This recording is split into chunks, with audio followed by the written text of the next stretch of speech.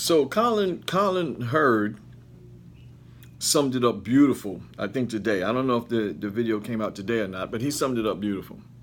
He said with the first comparison to LeBron James, and always a comparison, and the most significant comparison, and the most comparison you can actually put points to, you can actually see the fact in the comparison, was a comparison with LeBron James and Magic Johnson. And he went on to say that the media hijacked the comparison with LeBron against Michael Jordan. And it was smart. If you wanted the Michael Jordan to always be the greatest player ever, all you had to do is compare somebody to Michael Jordan who don't have Michael Jordan's strengths, who don't seek to have Michael Jordan's strengths, who don't play like Michael Jordan, who don't think like Michael Jordan, who doesn't have a perspective of the game as Michael Jordan did.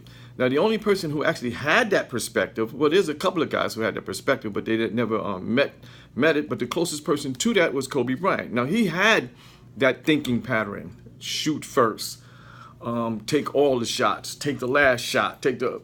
Now, Kobe had that, and they should have kept on comparing Kobe to Michael Jordan, whether he passed him or not, or whether he didn't pass him. I guess you would come up with the fact that he didn't. However, but putting LeBron in a situation to compare him with something that is not his strength, and then to say that Michael Jordan is better than him because they're not comparing their strengths is ludicrous. But also, it's hypocritical. Also, it's conniving, and it is it's intellectual sneakiness, to be honest with you. Because from the moment when you seen LeBron James in high school, you knew that he played like Magic Johnson. You knew that. So if you was to switch it, and instead of comparing LeBron James to Michael Jordan, and keep comparing LeBron James' attributes or his talents or his greatness or his qualities to Michael Jordan's qualities, why don't you switch it and compare Michael Jordan's attributes, qualities, or whatever to what LeBron does best? And what LeBron does best is a floor general.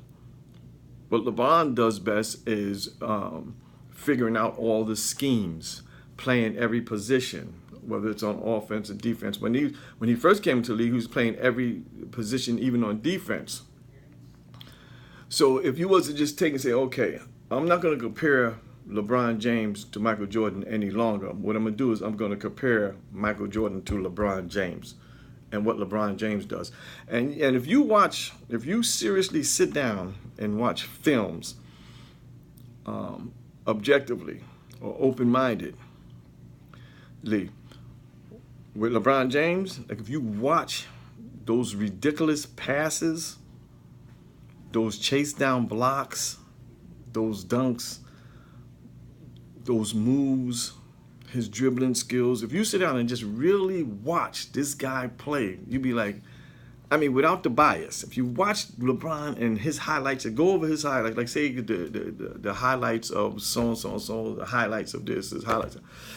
Because I've seen the highlights of his pass and the highlights of his dunks, the highlights of his dribbling. I've seen the highlights of his defense, the highlights, his scoring highlights, the championship highlights, things of that nature. He is amazing, man. He's ridiculous. Head over the rim, dunk it down, just outrageous highlights. And in his 15th season last year, those highlights, whew, my God, that fadeaway jump shot he just did. What he did it for like about maybe 4 or 5 games, and then said, just to show you he could do it. I remember this year, what's the name's when they was saying that Harden was the MVP like early on, and he had like a 50-point game or something like that with 17 assists, and then LeBron turned around and did the same thing like the next game he played. When they started bragging about triple doubles, what did LeBron do? Go out and start doing triple doubles because he felt like it, But anyway, so the media, that was sneaky.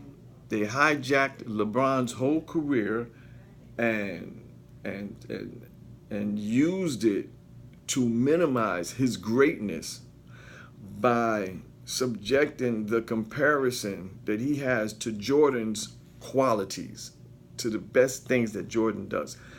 But Jordan can't do or never did the best things that LeBron can do. So you can't say which one of them is greater. Because Jordan couldn't do the greatest things that LeBron. Jordan couldn't just stand in front of a 7-foot center and go straight up with him and block his shot. LeBron did that plenty of times to Tim Duncan. He done it to other centers. And I'm not talking about, he didn't come from behind and block their shot. These guys was going at the rim, straight at the rim. He was face to face with them and went up with them at the same time they went up and blocked their shots. Jordan couldn't do stuff like that there. So there's a lot of things well, not a lot, but there's some things that Jordan could do that LeBron can't do, but there's some things that LeBron could do that Jordan couldn't do. So you can't decide which one was greater, and you still can't, and you sure can't go by championships, because when Jordan had bad teams, he couldn't even get out of the playoffs. When LeBron had bad teams, he brought them to championships. So the championships that LeBron lost in the NBA was by either better teams or he just had bad teams. And they keep saying, well, his championship record is terrible. No, his championship record is perfectly fine, because either he went into the championship as an underdog or he went into a championship with bad teams. Now when he went into a championship when they couldn't predict a clear underdog, they won. When he went into a championship when they couldn't, they didn't. Well, it wasn't because of LeBron. LeBron played his ass off. It was because they had bad teams, or the team they was playing against was better. So you can't hold that against somebody, man. It's a team sport. Anyway, I just like the fact that Colin Herd put it pretty much the best way I've seen anybody ever put it. Congratulations.